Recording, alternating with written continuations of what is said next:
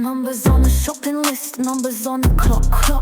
Numbers at the station, numbers at the shop. Numbers on letterboxes, numbers on doors. Numbers in classrooms, on chalkboards. Numbers on a ruler, numbers on signs. Numbers on watches, so we can tell the time. Just give me numbers, 1, 2, 3, 4. Numbers, numbers, what's not to count? With numbers, you get a discount. There are numbers everywhere. If I could collect them all, I'd be a billionaire. Oh, numbers on keyboards, numbers on cars. There are numbers on calculators. Numbers on a ticket, numbers on a bus. Numbers on a telephone, please call us. Welcome back again to our almost weekly podcast, Three Old Friends and Music Never Ends. Love to get together and build playlists and talk about the music, and with my buddies Mike and Jose. My name is David, and we're glad to have you with us. This week we are on playlist number 54, if you can believe that, and we're really looking at songs with numbers in the title. So we decided to take a trip down that lane and say there's probably lots of different songs out there with numbers in it. Let's go ahead and do a playlist that features that. So before we get started, any thoughts about putting together a playlist with numbers?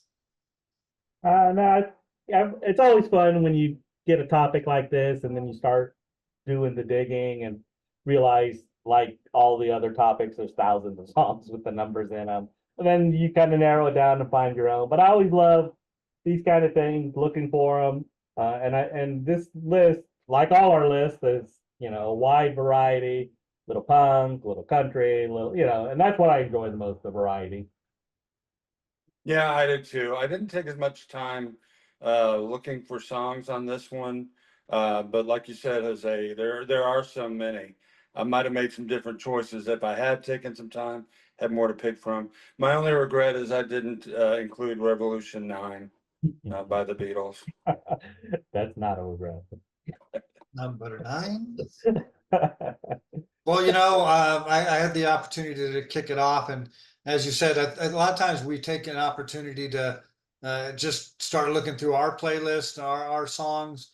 And sometimes we just say, hey, I know enough of these songs, and we can pull them out of our memory bank.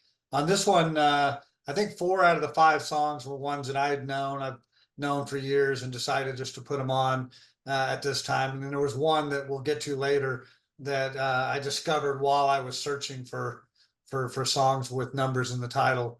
But I had to start off with, it all starts with the number 1, right? And so the first thing that jumps into my head is there's a couple songs with the number 1 in it or whatever.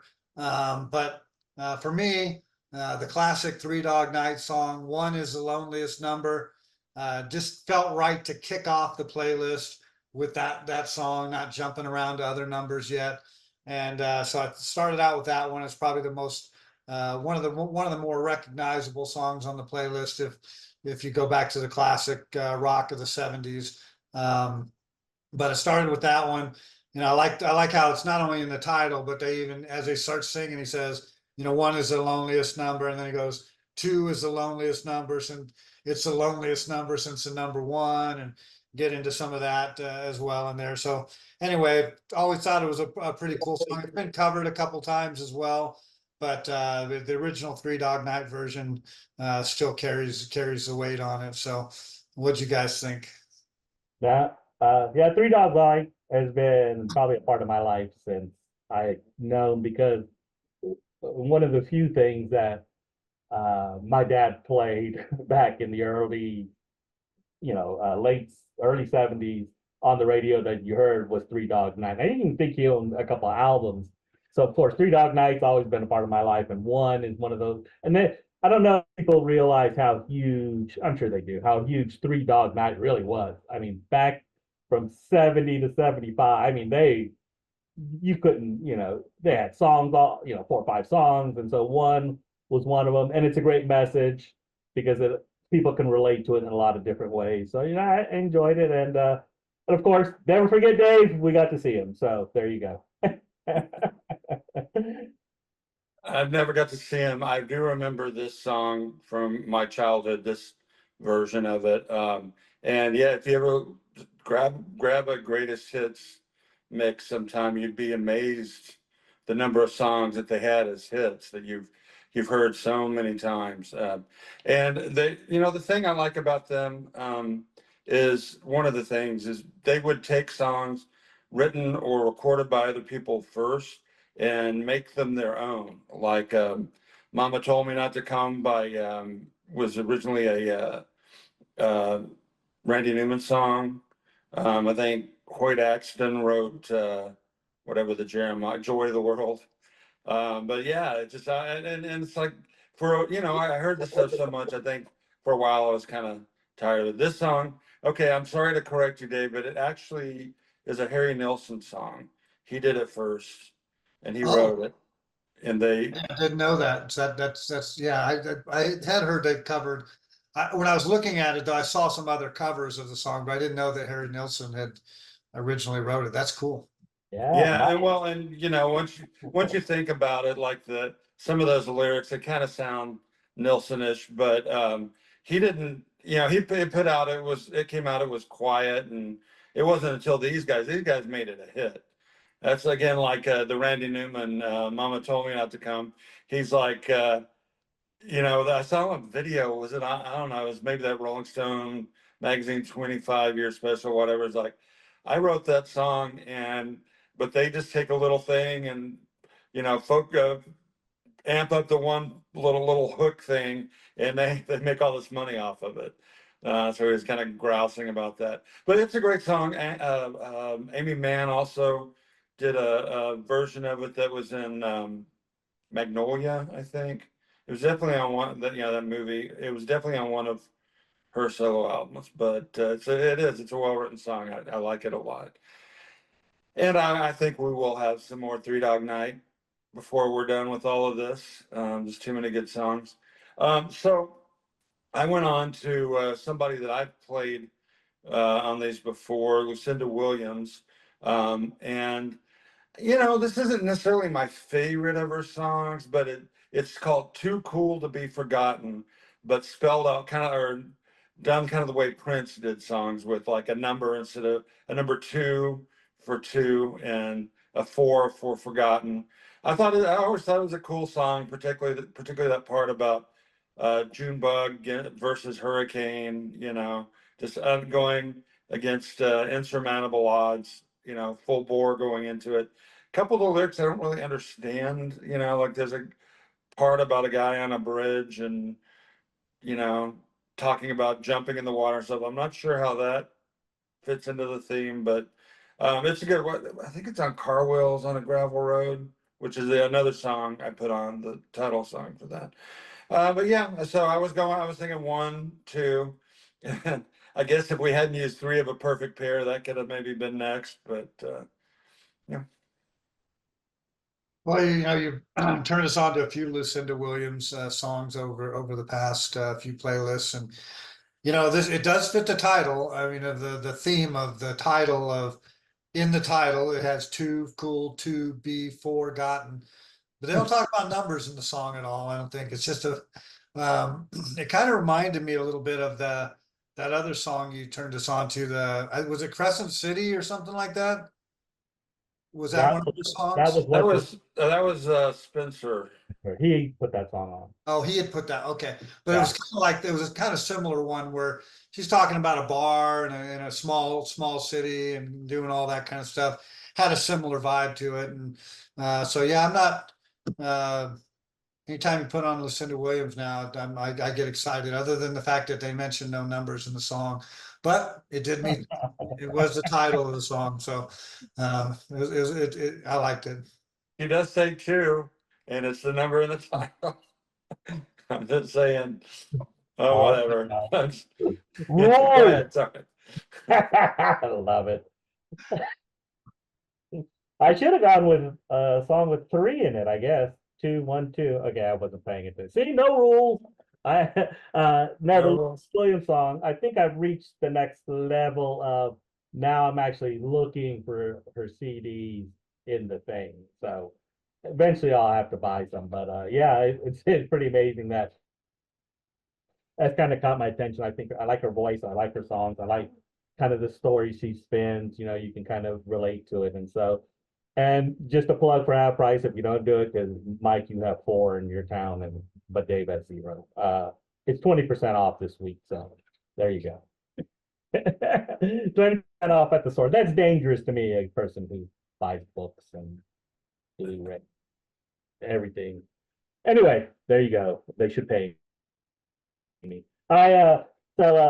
From there I kind of went with 1 Week by Bare Naked Ladies. I've heard the song. I always kind of like these songs. It was kind of a little turn from Lucinda Williams, but I always kind of like these little Bare Naked Ladies, They Might Be Giants, these kind of groups that kind of throw these little, I don't know, it's not regulars, so to say. I don't know how to explain it, but I always like these little jumpy kind of songs. And I thought these were pretty cool. I guess it's a song about, you know, this couple fighting and getting 1 week, and but they throw in all these little, true to Bare Naked Ladies, throwing all these, you know, pop culture references and things like that. But you know, if you've heard Bare Naked Ladies, you immediately identify with how they're singing. So Yeah. Oh, wait, are you next?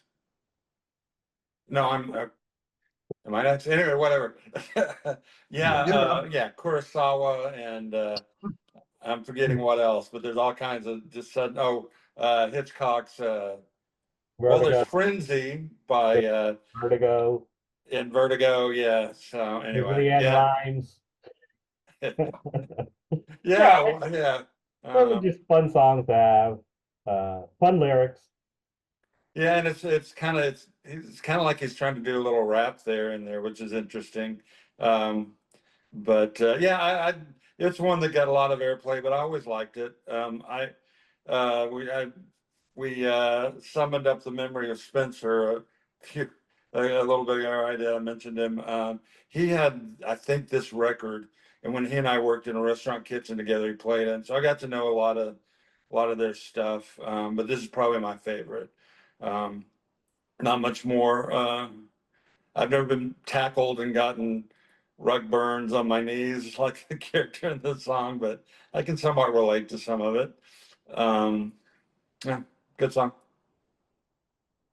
Yeah, I'd heard it before, but you know, when you put it on again, I'm like, oh yeah, I remember this. And like I said, I don't think any of us had the Bare Naked Ladies collection of CDs or anything, but this is a fun song and it's fast. And every time I've listened to this playlist now, and it's early in the playlist, third song, where every time this comes up or comes on, I'm like, you know, I'm rocking to it. I'm like, this is great.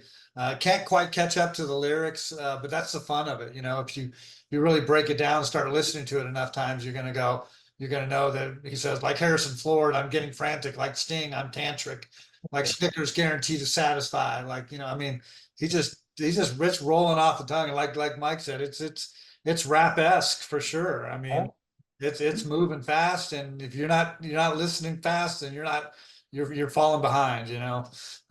So anyway, I liked it. I thought it was a good way at the beginning of the playlist after the first couple songs to get things humming. So from there, I threw on a song that I don't know why I like this song so much. Neither do I. I don't know, but I do remember, like, so there's a couple of reasons that I can kind of give for it.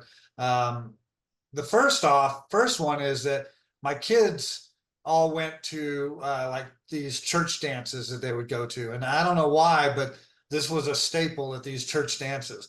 Now, it's weird because they're talking about getting drunk and who's getting drunk next to and havering and all that kind of stuff. But it made it into the church playlist, and the kids loved it. And because they'd just be bouncing around the gym when they got to that. And so it was ingrained in me. So I said, yeah, it's got a number in it.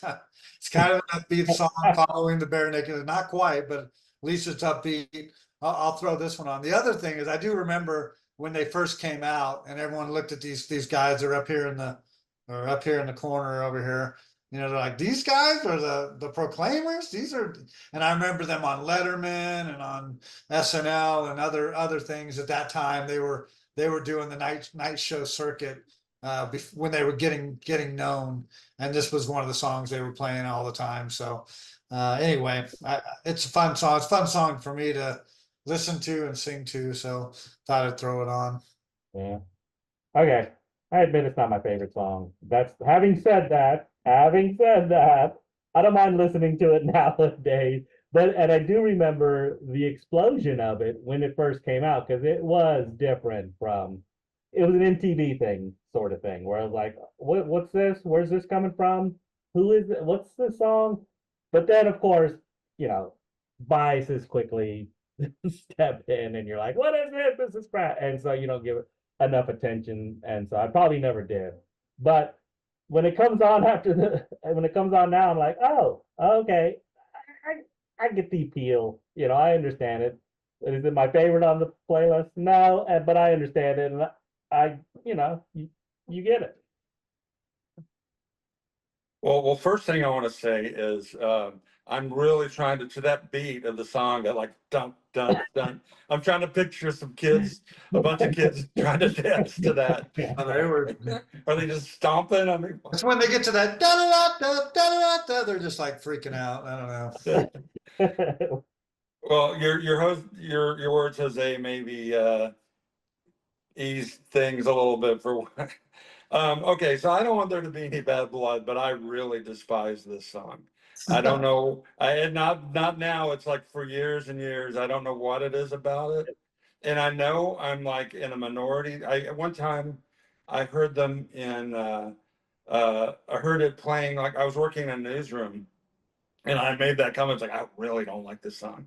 And the guy I worked with, he was one of the guys who's standing right there. He's from Scotland. And he's like, I love this song. How can you not? It's so optimistic, and of course they're a Scottish band too, which didn't, or at least by origin. Until I heard that, I always thought they were Australian, but it was apparently a huge hit in Australia. But yeah, you know, it's just one of those things. I have certain songs that just never really clicked. I just didn't get them. It's a great sentiment. Yeah, there's nothing wrong with it. It just wasn't for me. So. But that's why you gotta ask. You have to ask yourself, because I always do this, and I'm like you, Mike. You know, it's not one of my favorites, but you gotta ask yourself, why don't I like this song? Why don't I really like the song? Because of course your biasness seep in, and you're like, because I was 820 and some idiot kept playing it for 15 minutes, you know, and you're like, this song. But then, like I did with this, you have to review it. Like, why do I hate this song? I shouldn't hate this song, and so I have to approach it that way. I know, me being rather cynical at times, but with these lists, these songs, I'm not trying to defend you, Mike. You hate it, you hate it. Believe me, there's plenty of songs we all hate. Dave hates Stevie Ray Vaughan, and we're about to crucify him. So there's just songs that you know. But I ask myself in those situations, why do I hate this song? You know. Yeah, no, that's a very good point, and I kind of thought about that. I haven't yet. You know, I thought maybe it was the rhythm or something about it. I just maybe the certain repetition, but there's so many other songs that do that. I can't give you an answer, but that is a very good question. And also, you made this point before too. You know, there's a reason that things are hits. They're doing something right. People are liking it, you know, and you know, it's not, there's much songs I'm like much less. I just figured I've been thinking about this, how I was going to approach this all week. And, you know, I got to be honest, but at the same time, it's not a terrible song. It's just my taste when it comes down it's to not it. an indictment on Dave. It's just it's an indictment more on your personal beliefs and Yeah. you know? We as much as we all kind of like a similar type of music, and we know which ones we all like or whatever. There's fringe ones that we all listen to here and there where where, and we'll get into some of those later in the playlist probably too. I mean, I think I know but what that's you're the talking beauty about. of what we're doing here. It's like, we're not gonna like every song, I imagine once we get over 1,000 songs, we're gonna, I mean, there's hundreds of thousands of songs, but at some point we're gonna start getting some stinkos on there, or some ones where we go, yeah, I don't know about that one. And, just, it happens. Yeah, it happens. Like I And said. again, like you said, it boils down to taste largely. I mean, one person's stinko is one that somebody fondly remembers from their childhood, and so I'm sure I have plenty of those.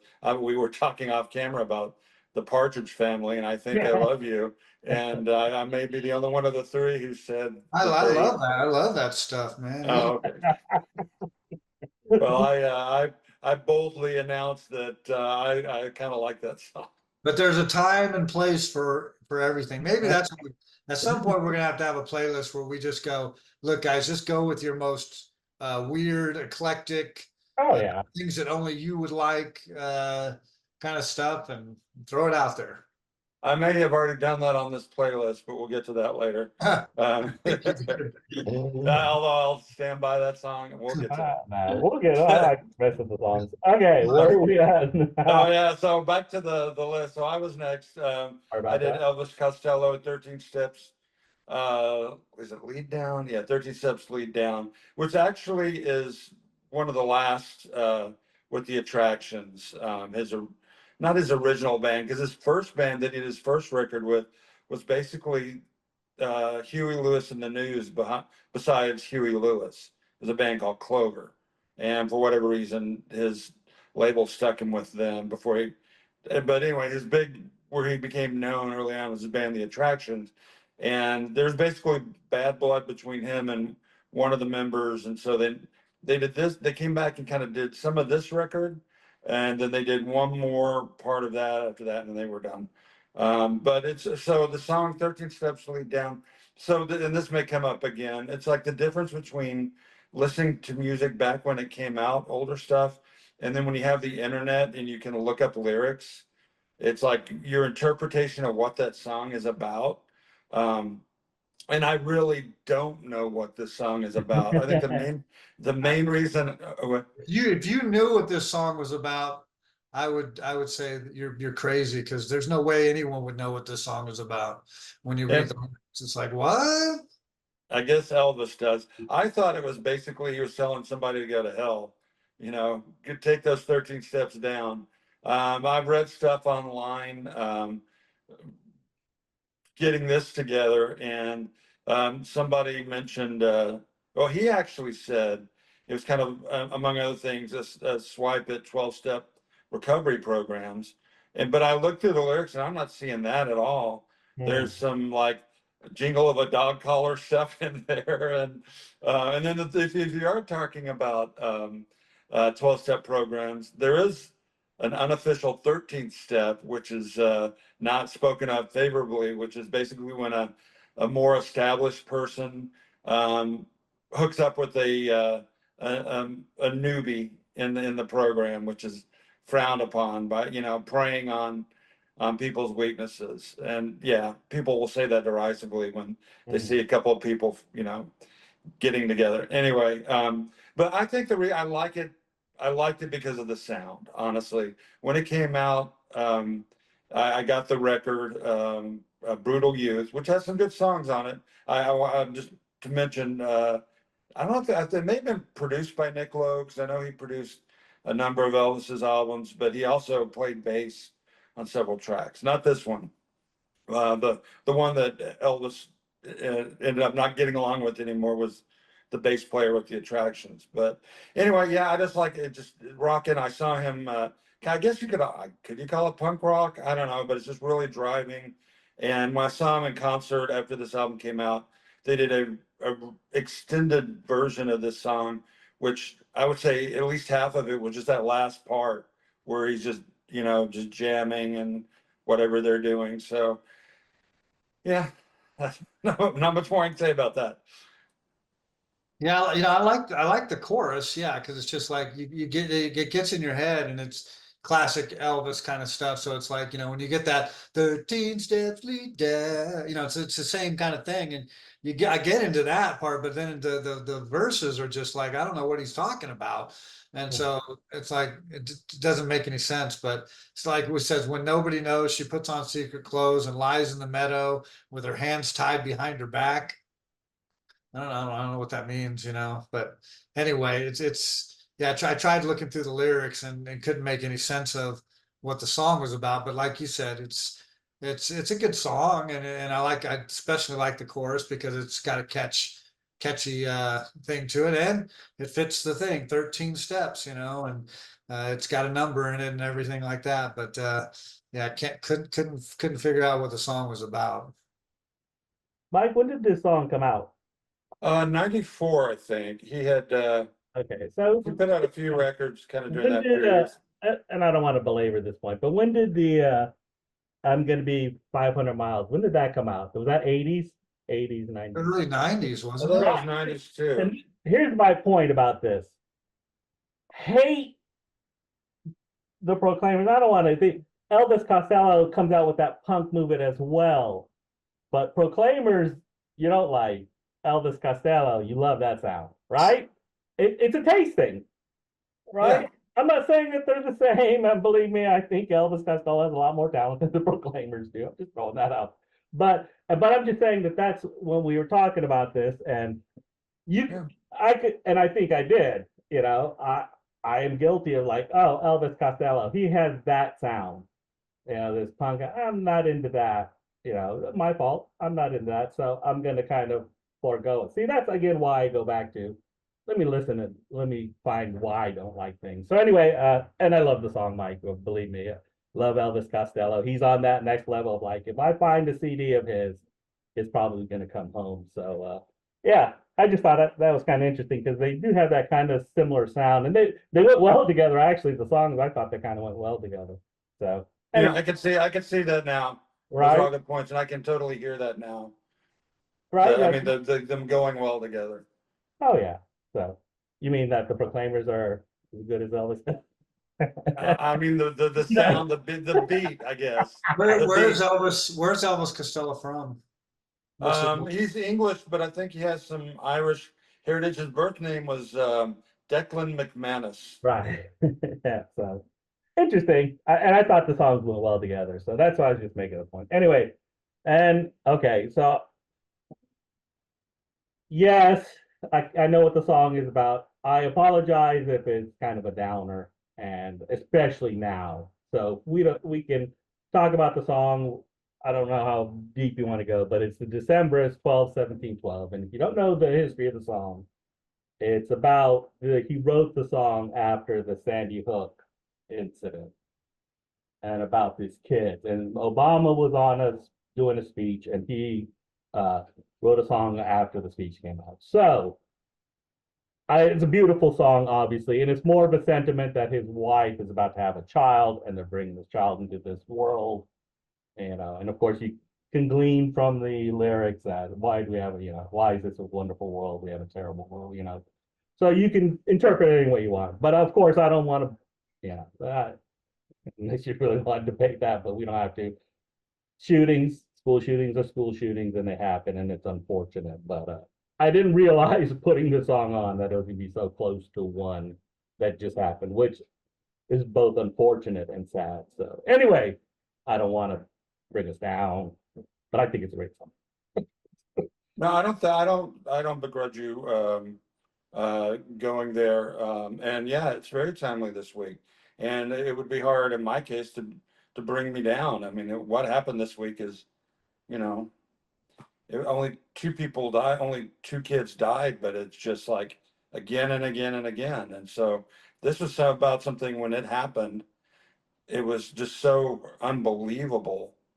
Yet here we are again. But yeah, I didn't know what it was about. I thought, well, first of all, I'll say it's a beautiful song, and it's very emotional, and it may be my favorite song on here. I need to get to know more about the Decemberists before you started doing these, and you put a couple on. There's one I heard on the radio a few times. We haven't used, and I liked it. But I thought it was about like he either lost his child or lost his wife and child in childbirth. It wasn't really clear. If it had been that too, it would be, a very personal song. Clearly it was. I don't know who's in the band or anything about the members, but like I said, it's strange to say I like a song when it is, such a hard thing, but yeah, it was a great choice. Yeah, and I didn't know that that it was based on the Sandy Hook thing or whatever. I when I heard it the first time, I said, "Hey, this is really cool. I like the song.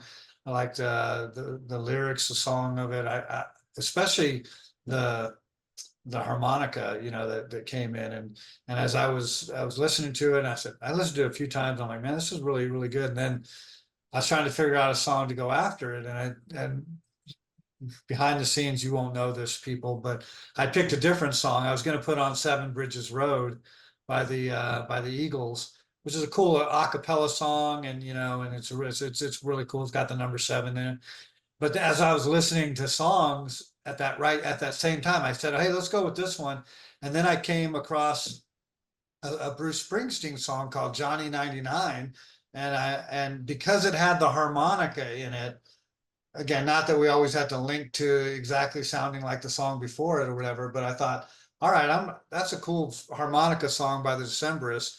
And then I'm listening to the song, and Bruce Springsteen has this Johnny 99, and it has a pretty cool harmonica in it as well. I said, hey, Audible, let me switch it up before you guys listen to it. And so I switched and went to this Johnny 99 song, which I'd never heard before, but it's in the regular mode of Bruce Springsteen telling a story. And I guess a guy who got his gun and went around and shot some people, and then went to court and got convicted, and I guess got 98 years, but they went ahead and made it 99 because he was Johnny 99 and whatnot. So anyway, I thought it had a cool vibe coming off mainly because of the harmonica, but I didn't really realize it was tied to the Sandy Hook thing. So maybe if the shooter in the recent shootings in Minnesota could get the same fate as Johnny 99, but he didn't do that. He turned the gun on himself. But Again, I apologize. I don't know what to say. Maybe I shouldn't use that, but I do love. I'm coming around with Bruce Springsteen. I'm still never gonna. What's the other song? Outlaw Pete. We got to put you. Outlaw Pete. Cowboy Pete. But no, Johnny 99 is great. And isn't he Johnny 99's begging to be killed, right? I mean, he's like, put me in the electric, or put me in the firing squad. So it's a good song. And again, Nebraska's I remember when Nebraska's one of those albums that everyone was critical of Bruce Springsteen. Like, what's he putting out? After all those other hits. So it's kind of amazing that and it has had a renaissance, and people are realizing how really good it is. But and this is one of the songs that makes it so well. But yeah, I don't know, for some reason Lucinda Williams reached the level, but I saw 2 box sets of Bruce Springsteen the other day and just did not pull the trigger, which I should have maybe. And the Emerson, Lake and Palmer one too. So there you go. All right, well, it's confession time. I somehow missed in our chat that you switched up the song. So what I have here is Seven Bridges Road, and I'm prepared to I have not heard, as far as I know, I've never heard Johnny 99. Oh my won't God, have it's a time to listen great to it. song. How did I miss that? But Me- somewhere in you- there, I remember you mentioning a harmonica, but I didn't give it a second thought. So yeah, so and also I saw Nebraska behind you there in that image, and I was like, what? Why is that on there? So now I understand. Well, check it out after the podcast. Check it out. You'll like Oh, it. I will. You put well- on Pete before. This is kind of And well, the few things I can say about it is Nebraska is a great record. I obviously don't know it really well, or I remember this song, but it's I didn't like his music because for a long time because I, I don't know, that whole Jersey guy, that whole character he was taking on. I mean, he was from New Jersey, but I'm not sure how much of that really was him and how much it was a persona. And I'd say I didn't get Born to Run. I never got, whatever. But then he started really expanding. And I think this is one of the albums he really started doing it with. That's kind of when I changed my mind about his music. So I look forward to hearing it. The funny thing was, I heard Seven Bridges this morning. It was on it was on shuffle, and I was like, "Oh shit, did I forget to put that on?" And I go, "Oh no, Dave changed it." So, Well, I will update it. I'm glad I haven't started working on the. For the record, Seven Bridges Road is a great song and probably should have been on the playlist. I thought about playing it later on. I probably should have put it instead of my Meatloaf selection. maybe. I'll get to that in a second.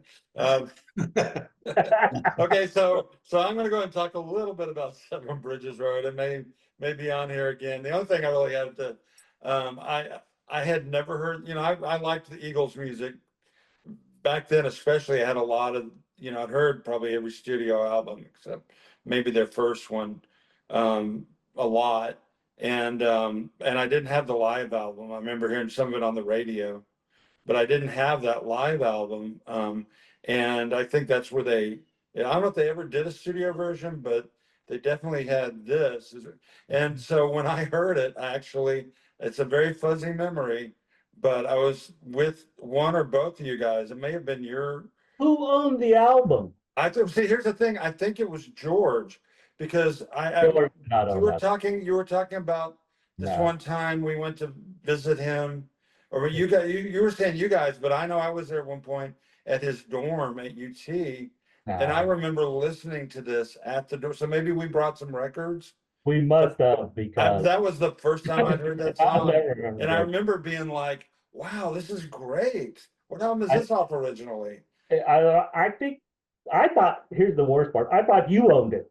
That's why, because it made a tape at some point. Now I think Dave Rice. I didn't have an album. And then, at some point I did have the record, maybe. had it. I- It might have been, and I can throw this out there, we might have borrowed it, Rick Russell, California. But one of our friends owned that album, because I was like you. I had never heard that before until I heard that. And then I thought Mike, because that's the only reason. Are you sure? Maybe. I did eventually. It is also possible, like back when we did songs, I would bring stacks of records. Some of them I didn't listen to very much, and you guys would pick something off, and I'd be like, "Oh, maybe I ought to check my own record out." It is possible, because I did have it eventually. I So think maybe it was mine, but it was a used It was. copy. If I Yeah. I Oh did yeah. have it. Yeah. But it was I know specifically. That's the first time I heard it with us three. No, you're right. It's not fuzzy at all. You were right with us, and it made a tape. I always thought you owned it, because I'm pretty sure Dave, because we would have played it a lot more if we would have owned that.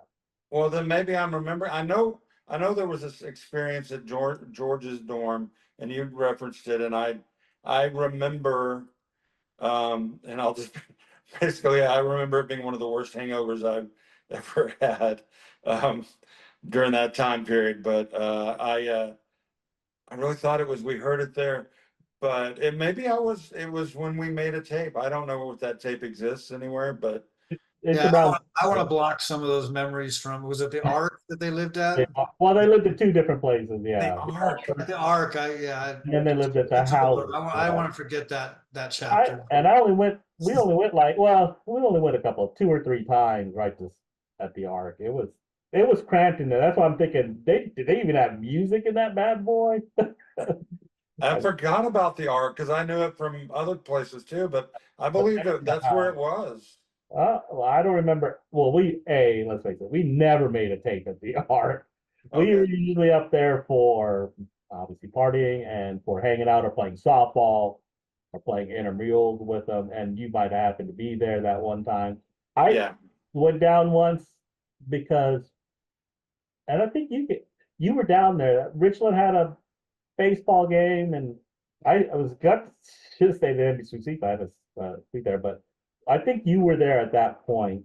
But yeah, we were there. I remember you being there once, for sure. I may have, you may have come down to cover the game and I just tagged along or Oh, you were something. there, yeah. So Who anyway, knows? I guess it doesn't matter. speaking of fuzzy memories, right? So Yeah, yeah, that was that sure wasn't the most. That was definitely a small place. You But know, they, well, and now that you mentioned I may have watched you guys play ball then too. yeah, well, we played basketball, we played softball. Those were fun times for sure. So But anyway, well, all right, so we didn't use that song. But with that song in mind, I chose my next song, Two Highways. Discussion of the songs we talk about. Which I thought went well after Seven Bridges Road, Two Highways. It's Alison Krauss and Union Station.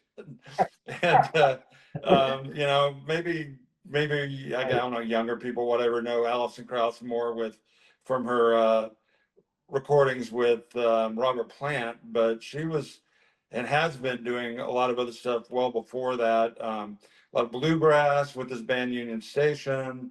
Some of their songs ended up on "Oh Brother, Where Art Thou" and other places. She kind of has now a solo career, and I think she had one of the romantic songs in Twister or whatever. But this song, you know, it's basically, you know, about a relationship, and she could have gone either way, and she's like, maybe I'm regretting the way I went, which was sounded like breaking off the relationship or whatever. But I like it. Bluegrass is, you know, a little bit a hint of that. So yeah. Yeah, you know, I wasn't familiar with the song, but you know a little bit about Alison Krauss, but never owned any of her stuff. But yeah, it fits real well, and you're gonna like it actually when you go back and listen to Johnny 99, and then you hear Two Highways. I think it really goes well. Kind of keeps that flow going, and then you get that bluegrass and everything in it. It's a way cool song. It probably would have made it on our country bluegrass playlist real well as well. But no, I liked it. Like I said, I couldn't pick her music out of a lineup necessarily, but every time you put something of hers on, I like it. I've never not liked anything she's put out. So good choice. Right, real luck song. It goes well with Johnny 99, that's for sure. I wonder if I put Seven Bridges in there, what's this, if the changes up the whole dynamic of the playlist. Uh, Doubtful. You know, all these songs really go well together, and of course, Alison Krauss. Obviously, you know, people in the bluegrass, they know her before they, you know, Robert Pratt probably gave her more of a crowd and all, but she's always been around forever and has done so much work. And yeah, I think this song it's kind of funny that you were going off the Seven Bridges instead of Johnny 99. But a beautiful song. So I try to keep it in the bluegrass tradition with Railroad Earth, the Jupiter, and whatnot. Kind of self-explanatory. Can you ever go wrong? I mean, we could do a whole topic just on train songs if that's what we really wanted to do. Should. Right. So I wanted to keep the feel of the bluegrass going, and these songs always kind of work. You know, it's nothing outstanding, nothing, but I kind of like it, and I kind of like the way it goes, and you know which direction it goes to. No pun intended. So yeah. Yeah, so this one, I hadn't heard this before. You have put Railroad Earth, and I'm sure I love them and I need to listen to them because everything you put on I really like. And this one, and it's a cool story. Yeah, I thought of this. I got to quit going off on tangents, but so it's about the two trains that meet at Promontory Point or whatever, the Gold Spike and all that stuff. But it reminds me of, it's not funny because it was a tragedy, but it was idiocy. Not too far from Waco. I don't know if you're familiar with the town of West, Texas. They have the Czech stop there just off the highway. A lot of people stop there and get kolaches. Well, out in the country to the east of West, there used to be a town called Crush. And so somebody got this idea to have this event where they would have two trains, you know, locomotives facing each other, come from, you know, some distances away and full on crash into each other. and they had stands set up, and it was billed as the Crash at Crush, and this actually happened. And so they did it, and there were people sitting nearby, and I guess they didn't think it through or whatever, but the boilers blew up on at least one or not both, and so several people were killed. But it's kind of one of those infamous, I don't know. You think of like P.T. Barnum promoting something like this, but this song, they don't do that, and it's a great song. It's always, an interesting story about how the Transcontinental Railroad kind of came together. Yeah, this is my favorite song on the playlist. I loved the selection. I love storytelling. I love those kind of things. Kind of the almost like a Gordon Lightfoot kind of thing. And he actually has a song called Canadian Railroad Trilogy, which is about building the trains and going west and all of that. So if we ever do a train song, that's going to make it on there. I also have a great Jerry Jeff train song. Spoiler alert too. So anyway, but I loved this song a lot on this playlist. I played a few Railroaders for us already, and I like that vibe of it. But this one here, it had me just after I listened to it a few times and got the message of what it was talking about, and again even the chorus, even the story of the Jupiter and the 119 sticks in your head, and so when I play it back, I remember it. Of all the songs on the list, this is one that just keeps sticking with me. I keep going back to it. So anyway, great choice on it. Again, it's one of those ones where every now and then you get one of these gems and you just go, wow, that's going to be one of my favorite songs for a long time now. We talked about that before when we did some of the best of, but this one is one of those ones where every time this playlist comes on, I'm going to be like, I can't wait till this song comes on. It's just really cool. So, and then from there, like, at the time when I picked the song, I don't think I made the connection completely of the train thing. I just went, oh, okay, what's my next? And I looked down and went, oh, Driver 8. That was one of the ones I wanted to put on. And then as soon as I said that, I thought, wait a minute, that last song that Jose just did talking about trains. And so it went pretty good. So we went with Driver 8, REM. I think we all three like and love this song by REM a lot. So it's just one of those ones where we can't go wrong by putting on one where I know all of us like it. So I looked at there were a couple of covers of this one. Jason Isabella did one, and I thought, man, maybe I'll put that one on because it was really well done. But I think in the end, we went with the original. I think I've said this before. Driver 8 was kind of the song that turned me on REM, and I remember going back as we're old people, Dave buying this album and putting this on. I'm like, what is this? Where did we get this? When did you get? I was like, where is Dave getting REM? But we were in that world, and Dave, he was a tune just as anybody else would be. And I remember and then playing the song, like, oh my God, he's hit the jackpot on this, not knowing. REM, we were a little late to the party, but not that, but yeah, a little late. We were there in 84, 85. Sounds bad, but yeah, this is the song that turned me, and I kind of find it funny that, yeah, all these songs sounded with together. I'm just going to blame that on the Good Karma and, our unspoken connection. Same here. This is when they came to my attention. They had, looking back later, to their earlier stuff, there were songs, and now it's like, I think of as really great songs, but like Radio Free Europe, but this album, Fables of the Reconstruction, was, I think, the first of their records I got, and now we've used another song, Can't Get There From Here, off that record way back, on one of these playlists.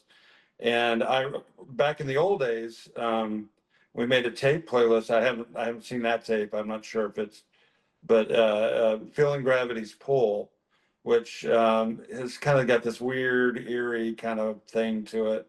And the only thing I regret, they toured on this record. Well, obviously, and they came to Dallas. I think they played the Bronco Bowl. It might have been an outdoor show, but a friend of mine went, and I had a chance to go see him. And I should have. You know, it's like U2 back in those days. It's like they really, however you feel about U2, especially early on, they really could put on a show. I understand. I've never seen them. But the same with these guys. I wish I'd gone. So the next song, okay, so I was talking about songs that I didn't really understand the lyrics, because I didn't have the internet back in those days. Jose, I guess I need to credit you with getting me into Big Audio Dynamite, that first record. And I got seriously into it. I had the cassette. And then I bought the cassette when their second album came out, that has the song V13 on it.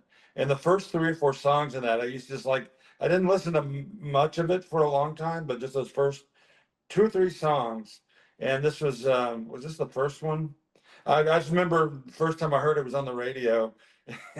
You don't hear Sodom and Gomorrah mentioned in music that often, particularly on, you know, contemporary radio. It's, you know, it's not necessarily the greatest song, but it just has a place in my heart. And so I always thought the V13 was referring to like a train, a city transportation service train.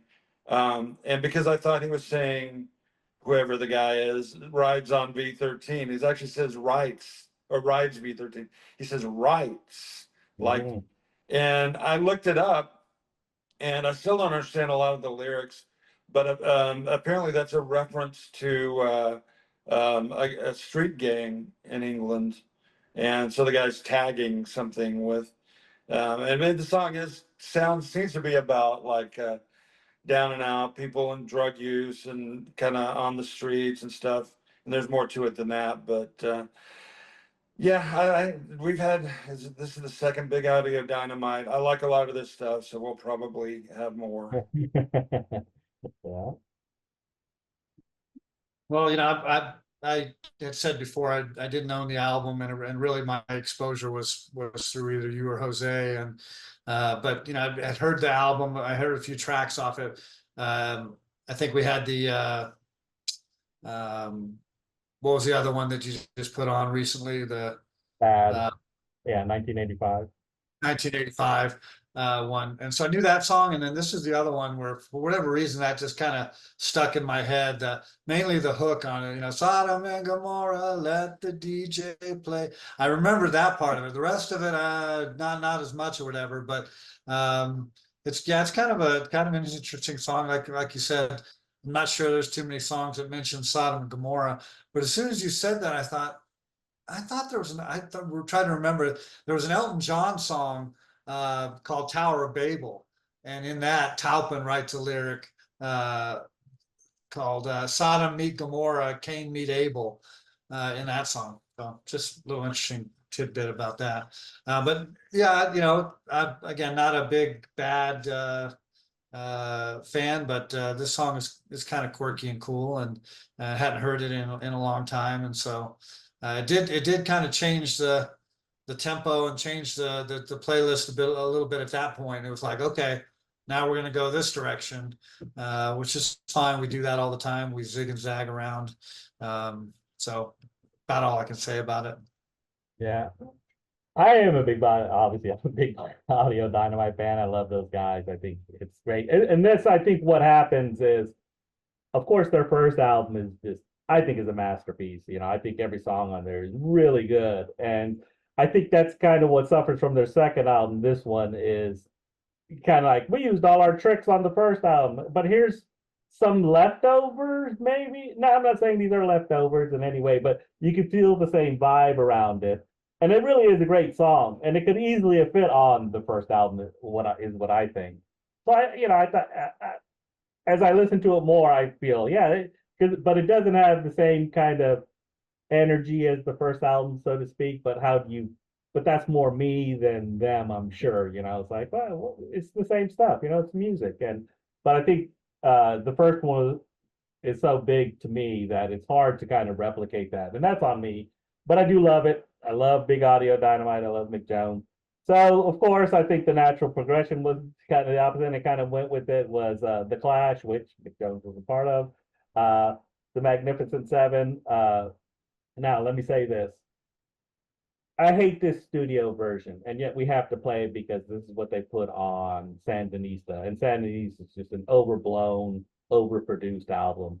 But if you ever hear the song live, which I highly recommend, but I couldn't put any on them. I have a couple of bootlegs that it's really good, but the ones that are official, like the one in Shea Stadium, breaks into two parts, and the other one he starts rambling on about other stuff, which probably wouldn't want to hear.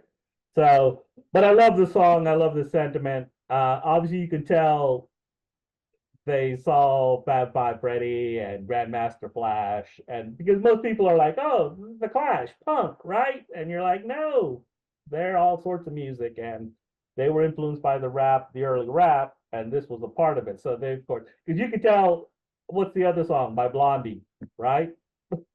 It's basically this song, similar. So, is it? You think of Rapture or Right. Heart of Glass? Yeah, Rapture. It's like Fab Five, it's kind of the same Oh, thing. yeah. Right. They're both into that thing. So anyway, I thought it was kind of a natural progression. It's not their greatest. Again, I love it live. Sorry, y'all have to endure this. It just doesn't have the same punch, I think, on Sandinista. So anyway, I've never heard the live version. I had this triple album, I believe. And I know I brought it to a tape or two. I think we had, was it Washington Bullets, which I think you maybe used recent on one of these, and also Police on My Back. And so I bought it. I remember buying this record back in the day and being kind of disappointed. I'm like, what is this stuff? This doesn't sound well, if I was holding it up to Combat Rock, it's like, I don't know, people really have strong feelings either way about that record. yeah. But the London Calling, it's like, or even their earlier stuff, it's like, this is not that. What is this? And this is like this is a disco song basically. He's got a disco Right. beat, and Early and rap. I liked it. But Yeah. what happened is it took me a long time, and then I really got into. There were songs that I would skip over, but for as long as I've listened to that record. But this is one that I liked, and like I mentioned, a couple others there, and so it really grew on me. And you're right, it is overproduced, but there's still some good music. It just takes the edge off of them and a lot, which is it was, I think, the next to last album, and then Combat Rock. I don't know if they were trying to get that edge back, but they didn't really. It's pretty well produced, overproduced too, and then they're gone. Then they're but Jeff Strummer, you got Jeff Strummer on here, which is always good. That's what causes the riff. You want Joe Strummer to be basic. You want Mick Jones to be a rock star. Causes the riff. That's why you have these variations with songs. So anyway, little Clash. I love it. Well, I wasn't familiar with this. I thought Magnificent Seven, wasn't that a movie with Yeah. uh, Which one? I don't There's the original with Yul Brynner, and then the remake with Denzel Washington. There you go. So again, not to be critical. I mean, obviously the theme was numbers in the titles. There's no mention of the word magnificent or seven in the song at all. That I could. Yes, they do. We're magnificent. Seven. Okay, Yeah, so full disclosure here. So I must have picked the wrong song because I had Seven Bridges Road here. No, I'm just kidding. No, I didn't have that, but I didn't have the studio version. I had the live at Shea. Reason whenever you put, I must have picked this one, and then That's split. Actually, you have two parts. That's the problem with that Shea Stadium one. It plays the first part for like 4 minutes, then goes to another song, then comes back to it. That's why I couldn't use that version. Oh, okay. Yeah, no, I'll have to go back and listen to the studio version. Then. I'll have to send you all the there's a bootleg. It's a Clash live over Broadway, and if you ever get that, Look at this. consider that the ultimate Clash live album. It has all the raw energy that you could ever want in a Clash album. Anyway, that is kind of funny. Well, after the REM and the Big Audio Dynamite and then the Clash or whatever, I felt like, all right, this is the time to throw that. Let's throw a totally different type of a song on here at this point. So I went ahead and put on 2 out of 3 Ain't Bad by Meatloaf. I know we have not used any Meatloaf on our playlist yet, but there's Well, something about this again, and I'm not a huge Meatloaf fan, but I had Bad Out of Hell, and I played the Bad Out of Hell out of that album too.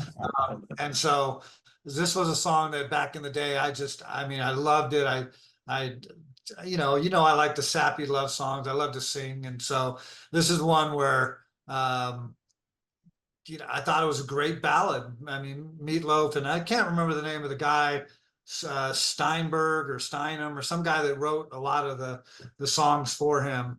But they had that kind of a operatic and that big show feel or whatever to them. And I don't know, this had such a great, I know it got a lot of airplay at the time, and but just the sentiment of it, I want you, I need you, but there's no way I'm ever gonna love you, but 2 out of 3 ain't bad, right? I mean, anyway, I yeah, just, settle for less.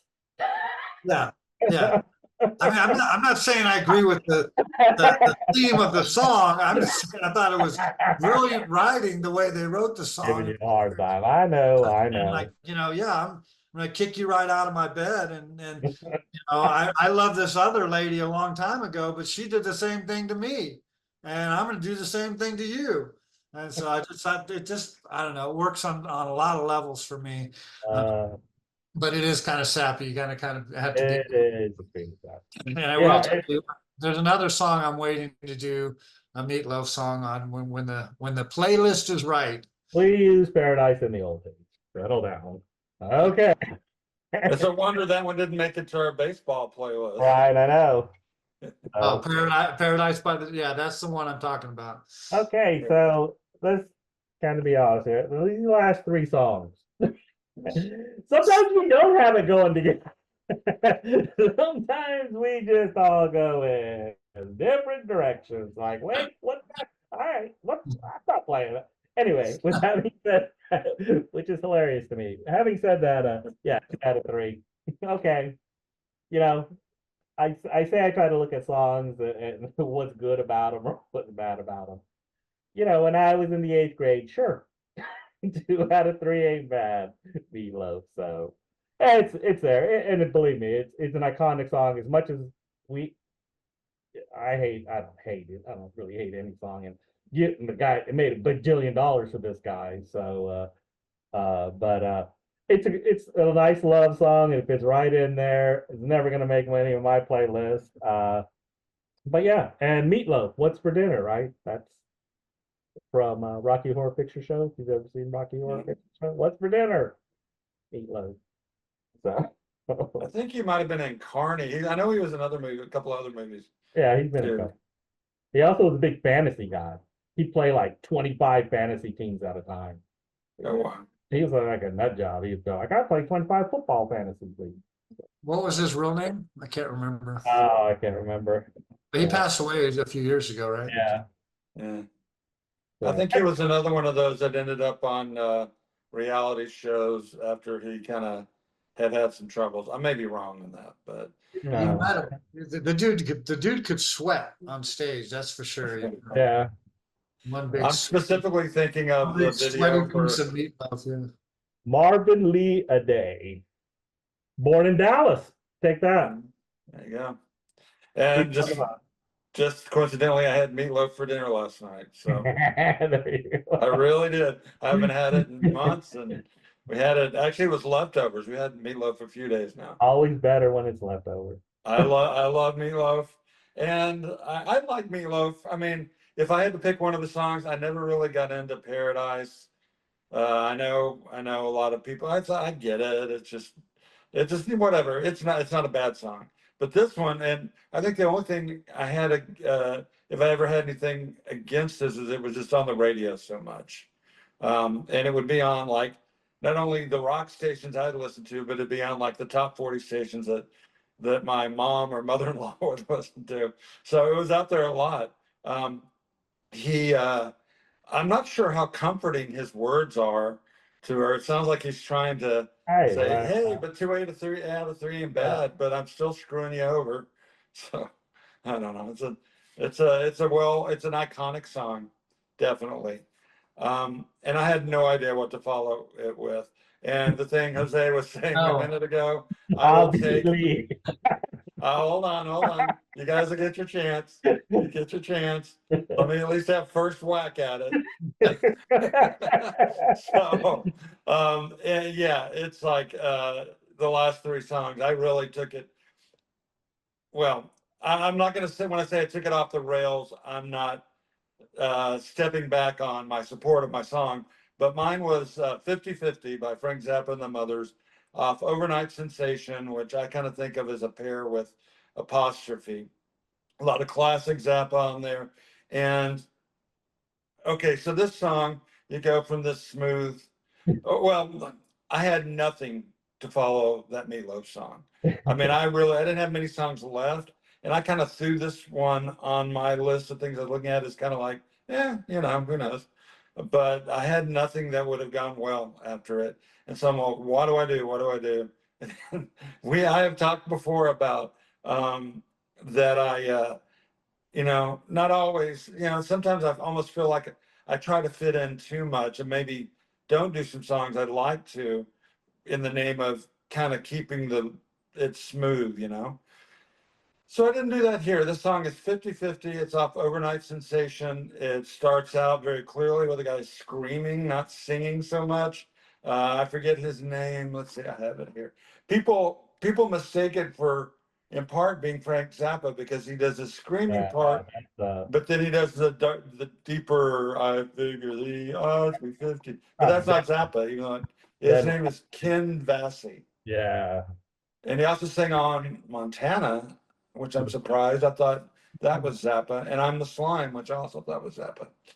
Anyway, the thing I liked about this, the thing I love about this song is not the bookend crazy vocals, which is a funny idea. It's like this guy's like, I can't sing. I'm not gonna sing you love songs, but I figure I have a 50/50 chance that I can put something meaningful out there, which it's a joke. He's not. But in between those 2 parts is an extended jam, and that's what I like. And he had great people in a lot of his bands. In this one, there's 3 like jams, and I probably won't get them right in order, but I think the first is Jean-Luc Ponty, which if you don't know his music, he was just an amazing, I don't know if he's still alive. He plays electric violin on this, and it's just great. And then it goes into George Duke on keyboards. I believe that's right. And then it's Zappa on guitar with his unique style. I would have been happy to, I take the song as a piece.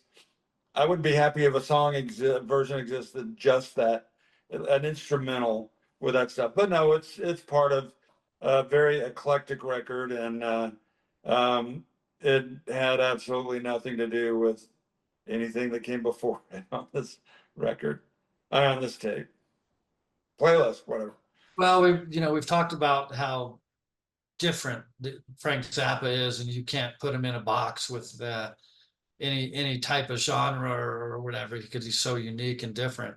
And I've said I've not been exposed to much Frank Zappa, but the Zappa that you have like exposed me to and turned me on to, now I can go, I love the Muffin Man, not so much on 50/50. First I was 50/50, and then I was a little bit more like, but like you said, it's that primal scream kind of thing, like the Yoko Ono thing or something, But when you got to the other part though, the chorus part of 50/50, that's Frank Zappa though singing that part, right? I thought so too, but I don't, and I remember somebody telling me that once. It's like, he was laughing. It's like, and here comes up I feel like, figure that. But if you listen a couple of times, when he switches from one to the other, you can hear his voice change from one to the other. To me, it I sounded really, it like, does sound like Zappa though. It does. yeah, it did sound like him. And then that part of it was like, oh, this is all right. And then, like you said, when they got into the extended jam, I got into that a little bit and going, okay, this is good. But it's just that the screaming part and that other part that I wasn't real hip on. But, again, when you put out so much music and so much different, diverse type of music, you're going to have that. It's not like you're going to go, oh, every Zappa song sounds just like this. No, that's why he was the way he was, is he could just experiment and do whatever he wanted to do. So anyway, it didn't bother me. And I guess here's the other thing. Not that it really matters, but if you're gonna put something like that on towards the end of the playlist, is always a good choice too. Not that we're gonna skip over it, but it's at the end, and you're like, okay, you didn't ruin it. But if you put that right in the middle of the playlist or something, and maybe not so much. I forgot to mention there is one connection, which is actually what sold it for me when I was trying to decide. 2 out of 3 and 50-50. We're both talking about ratios there. So there's a weak connection there. Anyway. Oh, sorry. Yeah, nah, I love Frank Zappa. I love these songs. I don't know if it fits exactly on our playlist, but what can you say of any Frank Zappa song that you're going to put on? Because you know what you could. It's funny that you can say what you can kind of expect, because you can really not expect anything regular from Frank Zappa. And I love the songs, and I look forward to listening to these songs because you know what you're getting. I love the complexity. It's like what Dave was saying. He was talking about all the complexity. Those are the things that I enjoy about Frank Zappa the most. And as might as it might not fit on our playlist, especially after 2 out of 3, which I don't mind. Hey, that's what I like. We all got our own taste, and I'll take Frank Zappa any day. You throw him on any playlist, I will listen to it, because I sure, all the songs aren't the greatest in the world, but I kind of think he's a genius. And you look forward to listening to what guitar solo he's going to come up with, because he is pretty amazing with his guitar solos. As much as there's some guitar gods out there, no one will ever say Frank Zappa was, but he really was. And it's good to listen to these songs and listen to those solos. Okay, enough waxing on about Frank Zappa. He doesn't need it. I finally, okay, how do I end this? How do I, 50-50. So I just went with 20 Years Later by Fish. Oh, Stand By Fish. Obviously 20 years. It's actually a song about, I know why I come up with these heavy themes. I should just not do a little more research. But this song is actually about the guy who stood in front of the tank in Tiananmen Square, and where was he 20 years later, and who was he? And it's just kind of, because you get those at the beginning of the lyrics, you get those, I can hold my breath for a minute or two. So it's talking about all these things you have to endure, but could you endure standing in front of a tank in Tiananmen Square? And so it's kind of like, it's kind of like that, and the spirit it takes to do something like that. I know it's so Fish lovey. It's Fish hippie at its finest, but that's why I love him, and that's what the song's about. We all know about Tiananmen Square and what happened. So sure, Fish has got a heart. I had no, I did not know that connection. I think it's a really good song, which I had not heard. Tell me they didn't play it at our show. Yeah. It did sound familiar. Like something in there sounded familiar, but I was hearing it as kind of like what you described, minus the Tiananmen Square, about like how, the things we do earlier in life, as before we kind of grow, or we change into the people we became, or things that we did to get here, that kind of thing. I thought it was a great song. Now I'm gonna have to listen to it in light of what you said, because I had no idea. And I thought a lot of these I don't like read up on them for this reason. It's like kind of fun to have it revealed, in these conversations. Oh yeah. Yeah. It's amazing how sometimes you have a song picked out and all, you think you know what it's about, and then you go look at it like, I was completely wrong about that song. Wow. So, Well, and I had two on here that at least I used to think they were about something else. That, you know, now, like I mentioned before, now in the days of the internet, you can read the lyrics and it's like, right. no, I was wrong about that. Okay, Friday. Yeah, well, I thought this was a good way to end the playlist. Like I said, after we jumped around a little bit there for the two, this it came back to just a classic kind of the sound we're all getting familiar with now and liking the Fish vibe, you know. So whether we know all their songs or all their albums or been to, you know, the number of concerts that Jose's been to, we can still always appreciate it. So when this song came on, I'm like, man, this is good. I like it. Didn't know it was about Tiananmen Square or that. I didn't really pay attention too much to the lyrics other than just listening to the song and liking it. So I'll have to go back and listen to it with a different set of ears on for sure. But well, that pretty much puts a wrap on our playlist. Were there any obvious omissions or some things that the numbers that you wanted to put on? I think Mike mentioned Revolution 9. Are there some other songs that they also have one after 909 by the Beatles too? Yeah, 8 days a week. Yeah, they had a few. Let's see. Fish has a bunch of them. That's why it was easy. I could have 555. Which is, I almost put a. Oh, go ahead. I'm sorry. Go ahead. no, go ahead. I almost put a Radiohead song on. For as much as I like them, I don't think I know that I've even put any on. I think you broached that a couple times now, Jose. But 2 + 2 = 5 is one I like. 50 Ways to Leave Your Lover. I almost expected someone else to put that on. If 6 was 9. It's like, 19th Nervous Breakdown. I'm 18. I'm 1, which I did use on something. Star 69 by REM. 1 Million by REM. yeah. 10 Years Gone, which I thought to put on a previous playlist. But yeah, I can go on and on. Highway 51, Highway 61. Revisited.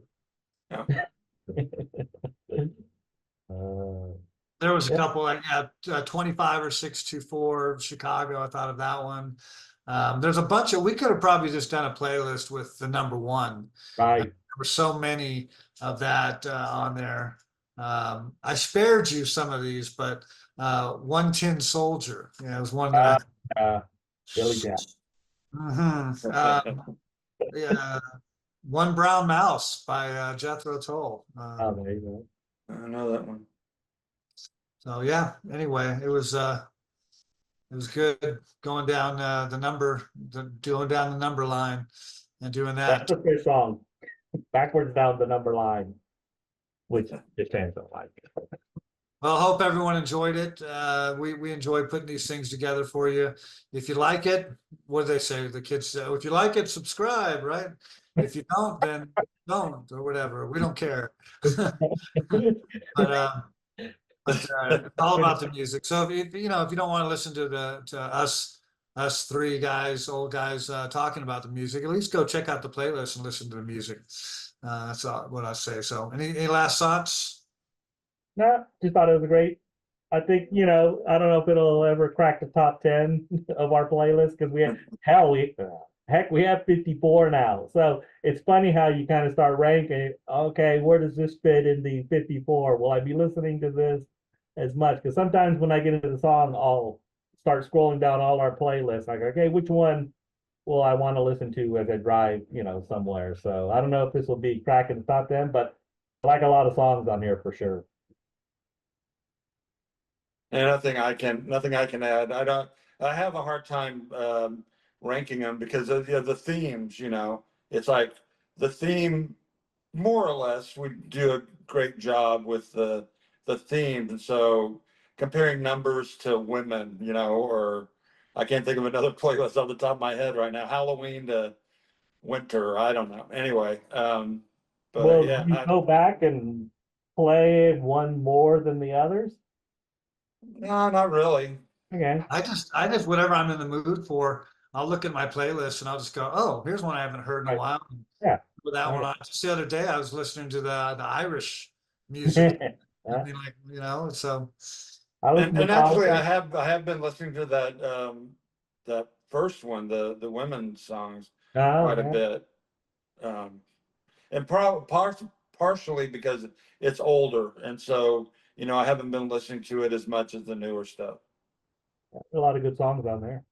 Well, our next one will be 55. We can put the Sammy Hagar, or what is it? The I Can't Drive 55. That's Was that Van Halen or Sammy Hagar? I can't I'll remember. say Hagar. So, Okay. Sammy. Come on, we saw it twice. I used to like Twice in a month. I used to like Sammy until I saw him 3 times. It was 3 times in a month, I think it was. Oh, we saw him twice. We saw him at the Cotton Bowl And then in San Antonio. or a month later, and then I don't know if we saw him again. Now I've seen him, I hate to say it, 3 times at the San Antonio Rodeo Fair because he seemed to be there every time.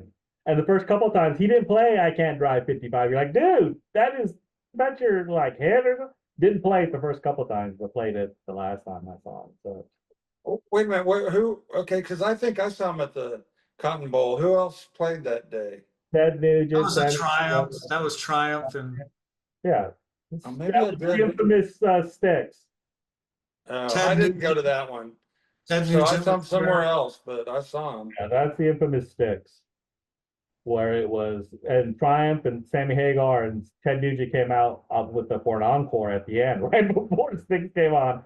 And I think they played some Led Zeppelin cover, so of course they're just blowing the roof off the place. People are all and then Sticks comes out. Oh my God. I've never seen a crowd turn on a band so fast. Because they came out and it was Domo Arigato, Mr. Roboto. I was like, oh my God. And people just left and drove. Yeah, it was crazy.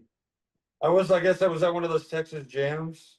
Yeah, that was Texas Jam. You can see it on their Behind the Music. Watch Styx's Behind the Music. They specifically reference that one.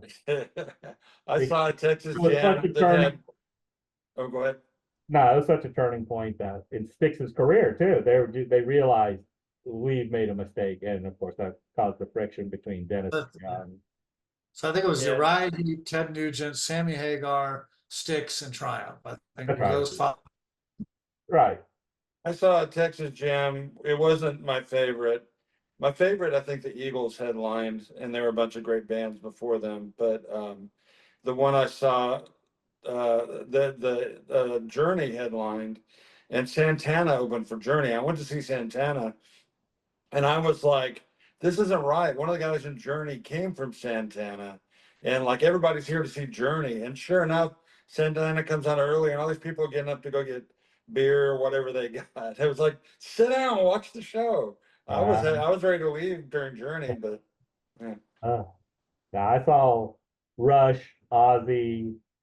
Why did you didn't go that year, Dave, right? Rush, Ozzy, Brian Adams, he was the opener. Brian Adams, Rush, Ozzy, 38 Special. I only went to 2 of those bad boys. Okay. All right. Well, till we meet again, take care.